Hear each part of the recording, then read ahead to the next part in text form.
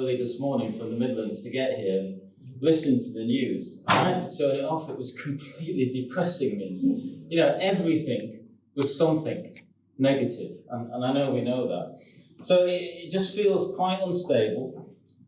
Things changing day by day all the time, horrific stuff going on. And I don't know, the last 3, 4, 5 years have been a real testing time, I think, in so many ways. From toilet rolls shortage to petrol shortages to, do you remember the toilet roll shortage? I love the story there that a guy bought something like 50,000 toilet rolls, and then we got a load back and they were back cheap again. And he tried to flog them back and they couldn't. He said, stuff it, you keep them. So he was stuck with 50,000 toilet rolls because he thought he'd make some money out of it. So, yeah, profiteering. So everything seems to be, broken, more expensive. Maybe I'm getting older. We have these wars.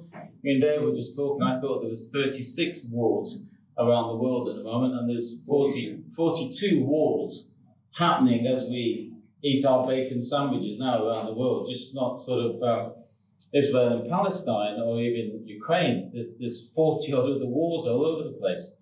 So there's this rebellion, confusion, anger, separation. And one of the things we need, which I'm not very good at, is to have patience. And also to have wisdom for our leaders. I think tolerance and empathy for other people. And that's really hard when you're caught up in stuff. We're caught up in our own wars, individual wars, whatever they might be. So I looked up the definition of perseverance in the dictionary. And it says, to continue in a course of action, even in the face of difficulty, or with little or no prospect of success. Not very encouraging, that, is it? That's perseverance. In other words, keep going. It's never going to get any better, and it probably won't, but crack on. That was my definition of perseverance. My own sort of journey of perseverance of starting to understand that stuff, because you'll find out by the end of this talk that I didn't have much depth about me at all. Started when I attended one of those alpha courses that Dave was telling you about that you're running in January. Lots of reasons why I went on it. I won't bore you with it, but I just ended on this alpha course in central London. I was 40 years of age, and it was on that course that I became a Christian. It's a whole sort of story there, but let's just say I became a Christian. And I met with God, and it was a real shock for me, probably for him as well. But it was a real shock for me because I wasn't really looking for this faith, religion, God, Jesus stuff. I just went on this course. That's all I went on. But I did go on with an open mind. And it was there that I met with God. And like I said, it was a real shock. I was 40. And that was the start of me trying to face my demons, let's put it that way, trying to face my fears, whatever, anxieties, all the stuff that I'd got into, which I just put in a box, because that's what we do in the military. We put it in the box, we lock it, and we shove it in a corner, and we don't go anywhere near it again. And when I went on that course, I felt God say to me, there's a box in the corner, should we open it? I said, no, we're good. He said, let's open it and let's have a look at it. And that was the start of my journey. On that Alpha course, I just remember, not a lot, but I remember 2 scriptures out of the Bible. I'm not going to bore you with loads of scriptures. But 2 scriptures that really stuck in my head. One was in Jeremiah 29, verse 11, where Old Testament, where it says that God has a good and perfect plan, a plan to prosper us and to help us, to give us a future. And that stuck in my head. I'll tell you why in a minute. And the second one was in Romans, that's the New Testament bit, the letters. Romans 5, 3-5, and it said that our suffering develops perseverance, and through perseverance our character is developed. And when our character is developed, then we can develop hope and gain hope in our lives. And when that's done, God gives us a hope that is different than the world's hope. It's a hope that doesn't disappoint. So I just remember, coming from where I was, which I'll explain, those 2 things stuck in my head. And I remember thinking, God has a plan for me, Paul Cowley, and for us. It will probably involve a bit of a struggle at times, and I'll need to persevere, have perseverance. And also I found in those 2 scriptures later on that He loves us. Whether you know him, like him, hate him, whatever it is, it's irrelevant. It's his nature that he loves us, which is quite hard to get in your head in human terms.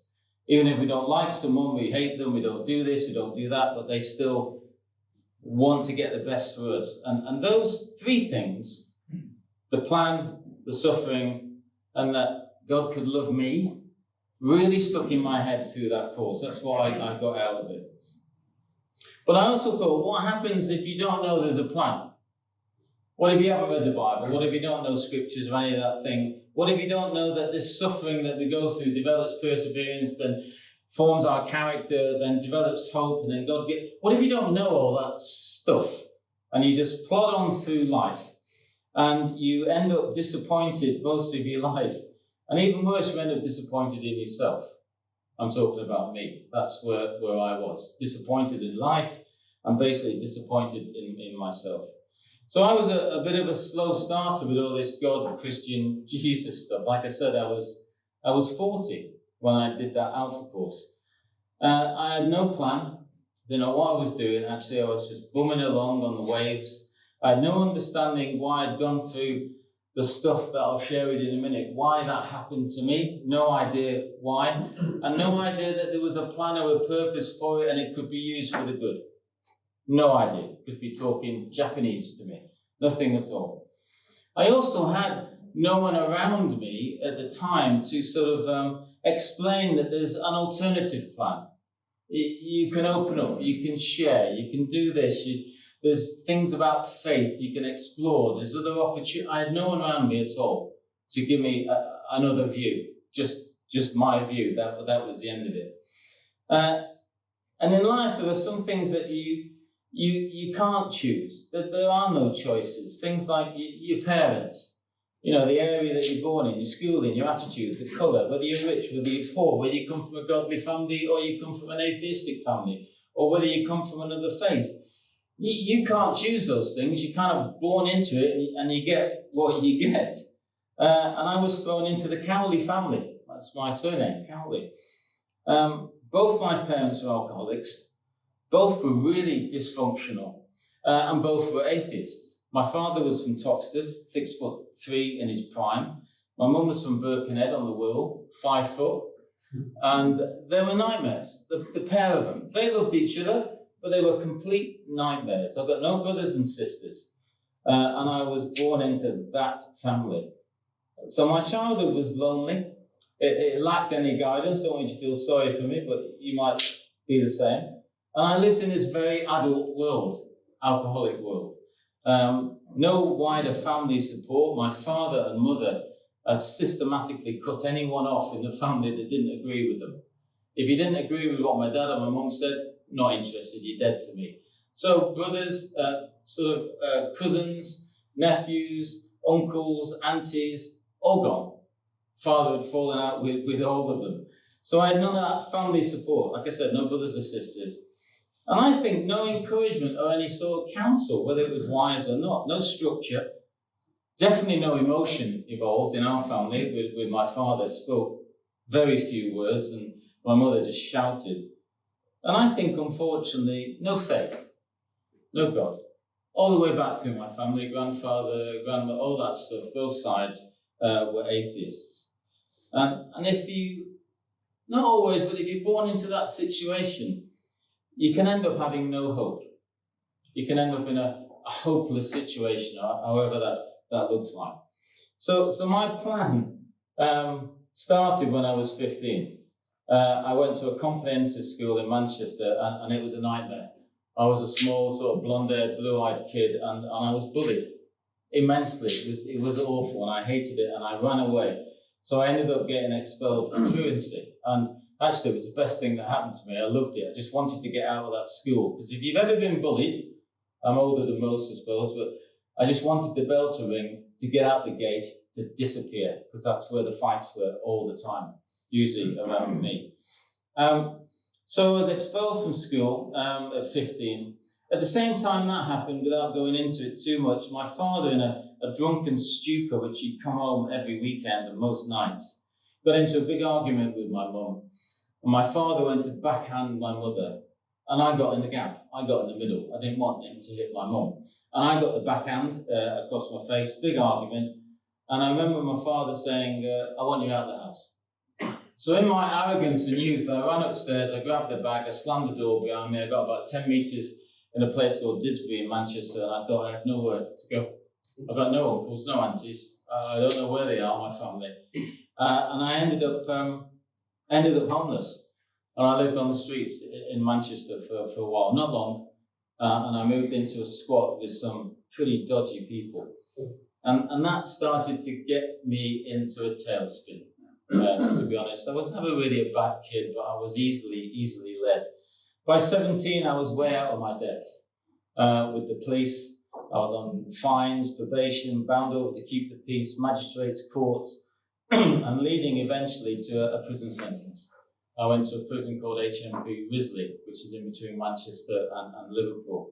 It was a detention centre then, like a Borstal, and its nickname was Risley for obvious reasons. It was awful. I left that prison different.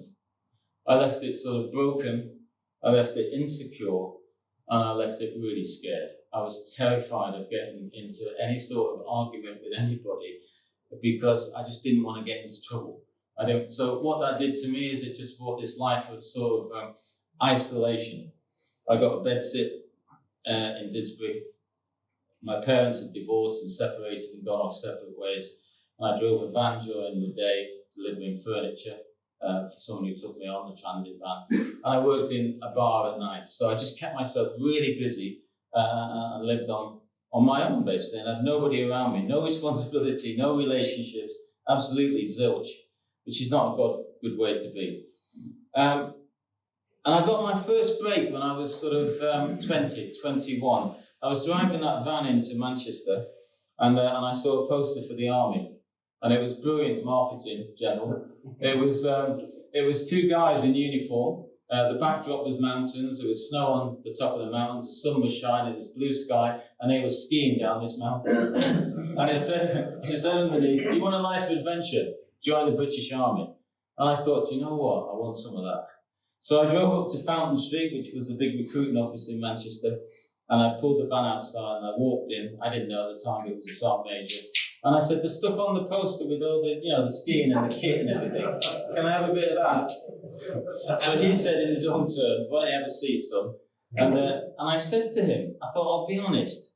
I said to him, I haven't long been out of prison. I went to a Borstal for nicking cars and stuff like that and petty theft, and I'm sorry, but I just wanted to be honest. He went, "Can't really accept you into the army with a criminal record." I said, "Oh, is that it?" He went, "Yeah, really." And as I got up, he shook my hand, patted me on the shoulder, and winked at me and said, "But you never know, son, do you?" What does that mean? So I walked out, and then I got in the van and thought, what's he mean, you never know, son? So I went back, long story short, nearly every week for 6 months. Same sergeant major, same conversation, same handshake, same wink. At the end of 6 months, I sort of stropped in and I said, "Look, before you get up, don't do the wink stuff, don't do the hand stuff, and can I get in or not?" So he took me around the back, and I was introduced to, I didn't know at the time, but it was a senior officer, it was a major, who sat in his desk, and he said, "Sit down, son." He said, "We've been watching you, and you're pretty determined, aren't you?" I said, "Yeah, I am." He didn't know, I had nothing else. I had this crappy job, I was living on my own, and I had nothing. And he said, "I'll tell you what, I'm going to take a chance on you. I'm going to sign you up. Do not let me down." That was the 27th of January, 1976. And that man, whoever he is, dead or alive now, completely changed my life. Because he saw something in me that I couldn't possibly see in myself, because it had been knocked out of me. Hope. And that started to change my life. So I got my first break at 21, joined the army, married my girlfriend. That was interesting. Was posted to Germany, a place called Hone, if you're in the military. A year later, we had a child, because that's what you do. My son, Clinton, was born. When he was 3, my relationship started to deteriorate. My fault completely. I couldn't handle the responsibility of trying to be a husband, trying to be a man, trying to be a father. It was a nightmare. I just couldn't. I had no skills. So at 24, I got divorced, sent them packing back to the UK. and I cracked on with the army. Like that, was on my own for a while, but didn't like it. So at 26, I got married again. 28, another divorce. That was my life. That was my plan for the drink, divorce, debt, isolation, and I think selfishness, obviously, and a lot of despair that I would not share with anyone like you at all. Just keep myself to myself. And basically, I just ran away from any responsibility that I had as like I said, as a man, as a husband, as a father, or anybody else. I just couldn't do it, so I legged it whenever it got tough.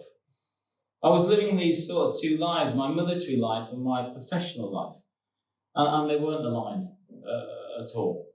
You know, I had my military service. I did 17 years in all. I came out on promotion as a staff sergeant, 2 tours in Northern Ireland, the Falklands campaign, 4 regiments, finishing in the Army physical training course. So eventually I got to ski right near the end of my career as a PTI. And in that time I learned a lot. It was my education, it was my life. The Army it fed me, it watered me, it befriended me, it clothed me. It was everything to me. I was consumed by it, and I loved it.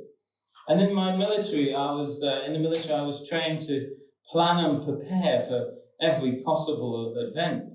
Those of you who are ex-military, you know about the 7 Ps. You know, proper planning prevents piss poor performance. You've got to take one out when you work in the church. 6 Ps, but I can do 7 here. So that was my life. I was always prepared, always planned for stuff, military-wise. But it's hard to prepare and plan in an effective way when you're broken and you're lost and you're just a nightmare, but you won't share that with anybody. And at some point, we have to take stock. We have to acknowledge, and face our fears and face our demons. And I had a lot to face, and I'd run away from them for a long time.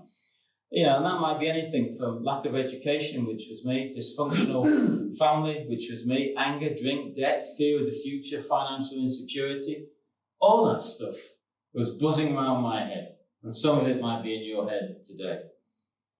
King Xerxes, who was Persia's king of kings, who reigned from 486 to 465 BC, an amazing character. You can read about him in the Bible, in the book of Esther.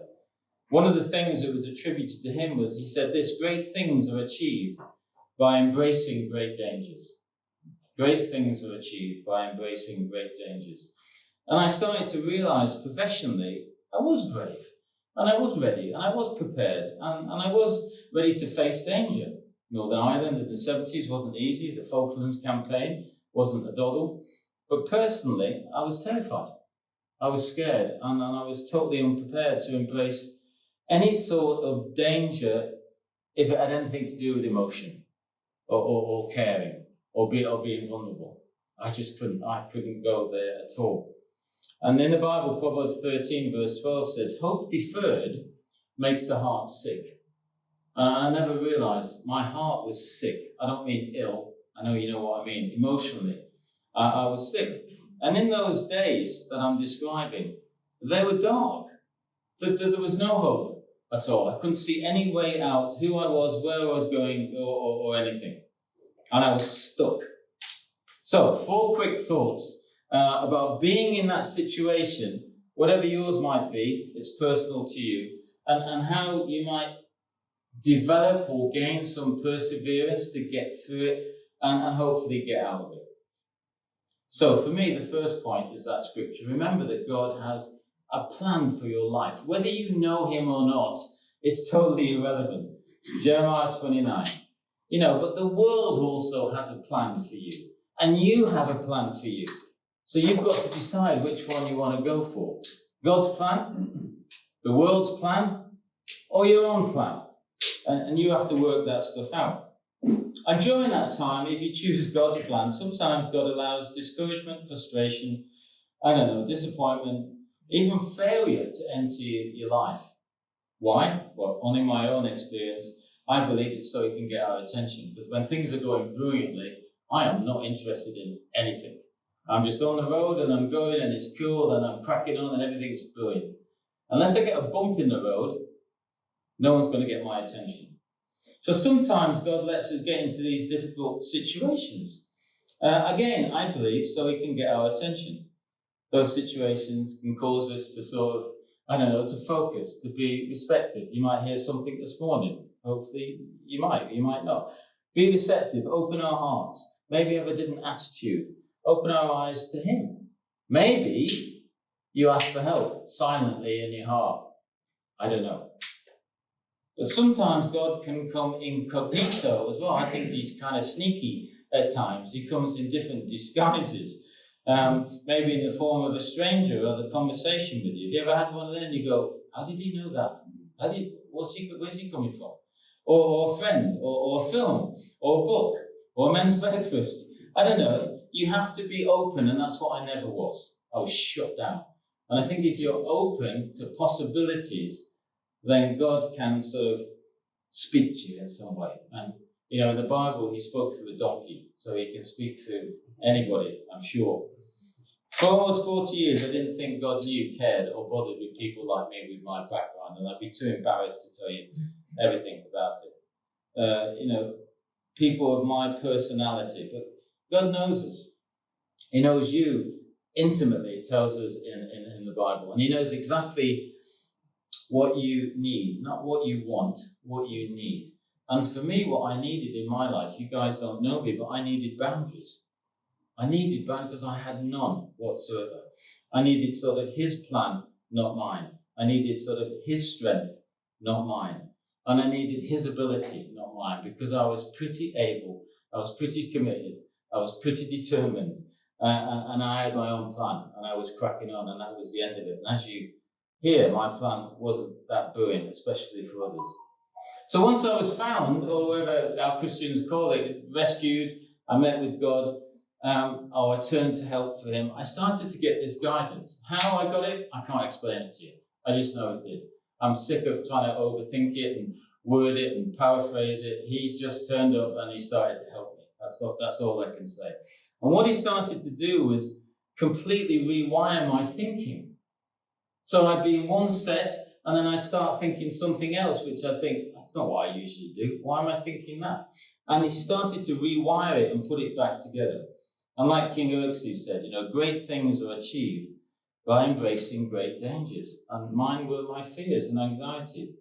So like Esther in the Bible, which you can read if you ever want to, she faced her fears and things changed amazingly. And I had to face my demons, my fears, with God's help. I couldn't do it on my own, personally. So for me, my fears were obviously marriage. Not a very good prospect in that area. 2 marriages, 2 divorces. Living with my girlfriend for 8 years, Amanda. And things were going brilliantly when I left the army. It was all great. And then I had this thought, why don't you get married? And I remember saying, are you serious? Me, married, it doesn't really work. We've had 8 years together, we've got a house, it's going really well. Marriage, yeah, not too good. And I felt God say, stop it. Stephen, are you walking with me? Is it my plan? Are you in it or are you out of it? If you're in it, ask her to marry you. So I asked her to marry her. She said no. In fact, that was my fault completely because I felt God say, Paul, go and ask her to marry you. I went, all right, Lord, I'll do that. So I went and bought 2 very cheap rings from a jeweler. And we went out for a coffee and I sat with Amanda. Tim knows Amanda. I sat down in near the museum in London. And we sat and had a coffee and I just got these 2 rings out of my pocket. And I put them on the table and I pushed them towards her. She said, what's that? I said, it's a wedding ring. Why do I want that? I said, well, God said we should get married. And she said, well, He didn't say that to me, so hold off. So we split up for 2 weeks, actually, and then we got back together again. But that was the start of my rewiring. It was a start. It was really difficult to do that stuff, because I know me. So we got married, and it was brilliant. I had a son, I told you, I left him when he was 3. I didn't get him back again, so I didn't want children for obvious reasons. God said, hey, stop it. Are you in my plan or not? Yes. Well, I can make you a good father, like I'm making you a good husband. So stop it and trust me. So we got married, which was brilliant, and then we had a daughter, Phoebe, who's now 25. And he spoke to me a few things about the church, about becoming a Christian, about the work I did in prisons. And then he said, kind of through other people, we should get you ordained. Yeah, all right. Ordained. And I ended up becoming a priest in the Church of England. So in 2002, I was ordained after 3 years training theology. And I think, what is that plan? Where's that going? So God gave me this sort of purpose and completely rewired like a house, ripped all the old crap out and started putting new wiring in, new plug sockets, new light switches, dimmers. It just changed. And how he did that, I have no idea. And you know what? I'm not interested because I'm better now than I was then. That's the most important thing to remember. Mark Twain said, the two most important days in your life are the day you're born and the day you find out why. And that's what I did. I started to find out why I was born. I know the purpose God has for me. I struggle at times with it to do the stuff I'm called to do. He never said it was going to be easy, but I've learned that it's nobler to have courage as we stumble into these things we fear than to analyze every single obstacle and do nothing. Just sit there. I'd rather make mistakes. I had a colonel once in one of the regiments, 49 Field Regiment. I was in trouble. I went in front of him, and I made this stupid mistake, and I was getting a rollicking, that's for sure. But I remember him saying to me, I think it was a bombardier, Cowley, you can make mistakes. That's fine, and there's a consequence of it. Don't make the same mistake again, because that's stupid. So as long as we make mistakes, we can, but I'd rather do that than sit there and do nothing. First point. So second point, perseverance. And remember, don't let your past dictate the future, which I did for a very long time. I started to realize that if I wanted to have any normal relationship with anybody, it was me that was going to have to change. Before, I thought it was them. You'd have to sort yourself out to have a relationship with me because you're wrong, obviously, and I'm right. And I started to I know that's arrogant, but that's where it was. And I realized that it was me that had to do some work on me. Maybe that's ringing a bell. And sometimes we can get stuck looking at life through other people's eyes. We sometimes, it might be our parents, our friends, our family members, work colleagues, our superiors, maybe at school, university if you went to it. And if we're not careful, we end up having their point of view, their outlook on life, because they persuade us, or we fall into their characters. We end up with their cynicism, maybe their anger, their values, their perceived ideas on life or God or the Christian faith or whatever it is, and we get stuck. And the one thing I never wanted to be was my father, and I ended up being my father. I took on his cynicism, his anger. I was bullied, so when I joined the army, I learned how to box. I certainly was never bullied again, but I got angry. I was a drinker, not an alcoholic. It's quite difficult in the army to be an alcoholic because of the stuff you do, but I certainly drank too much.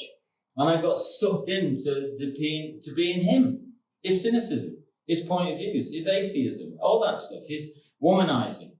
And if we're not careful, that's how we end up.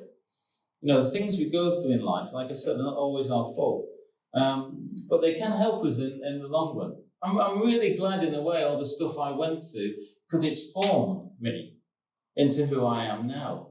That perseverance, that character, all that sort of stuff. Forged us for God's purpose.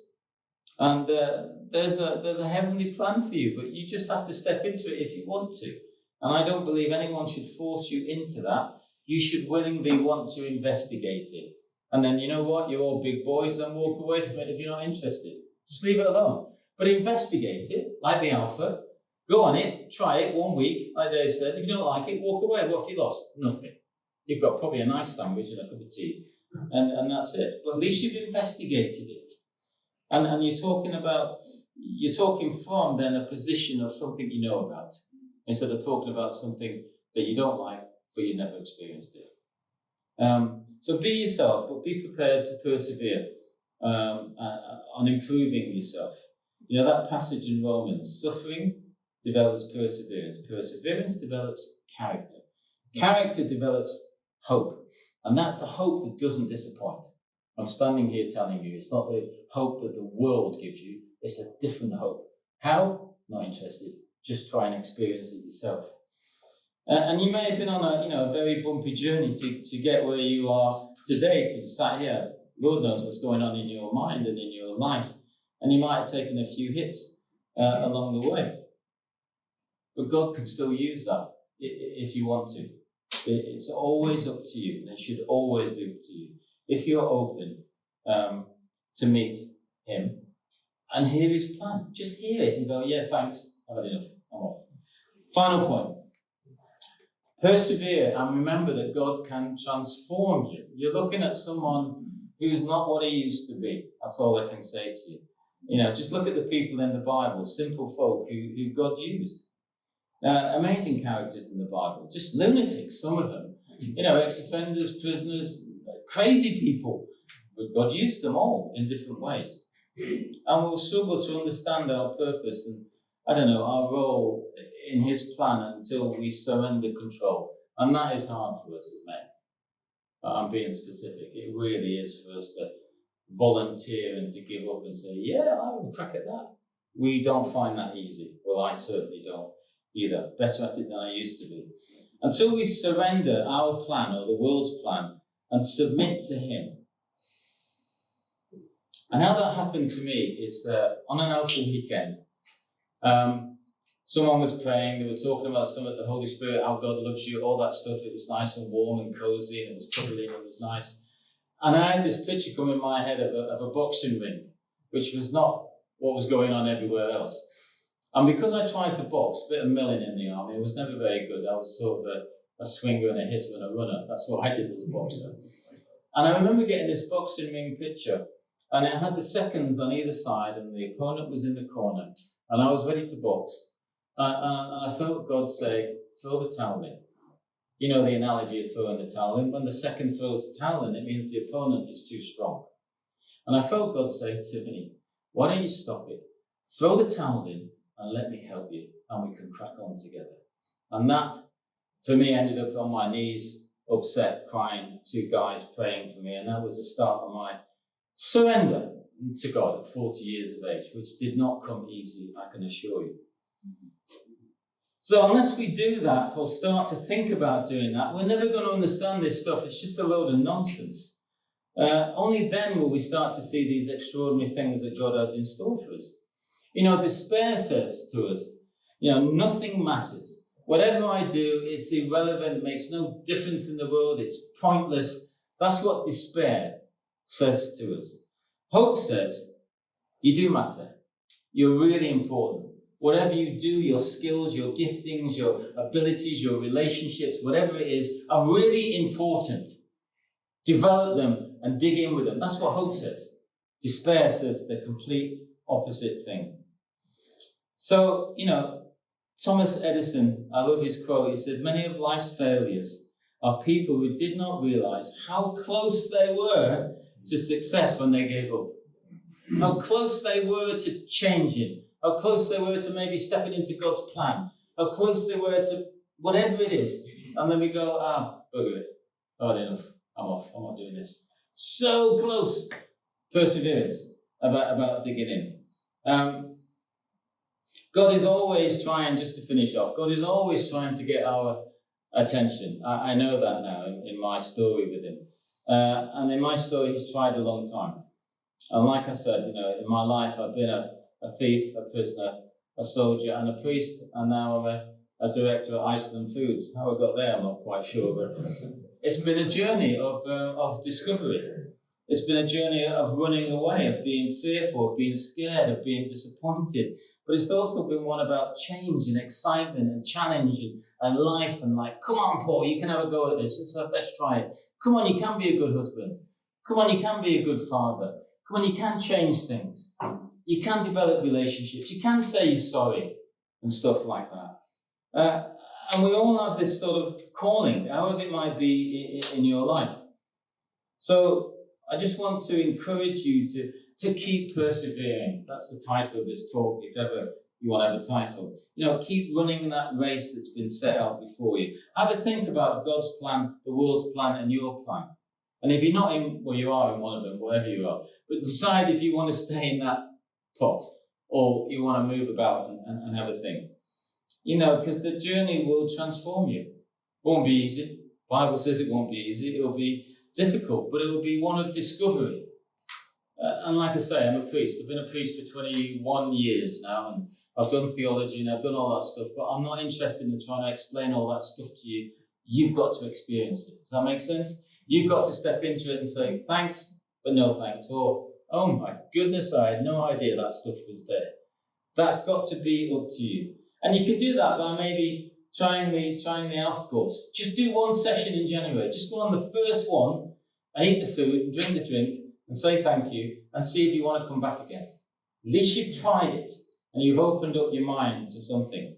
But it may just change your life, moving from that world view to your view to God's view. You have no idea. And you're not going to lose anything really, but you might just gain everything. Amen. That's me.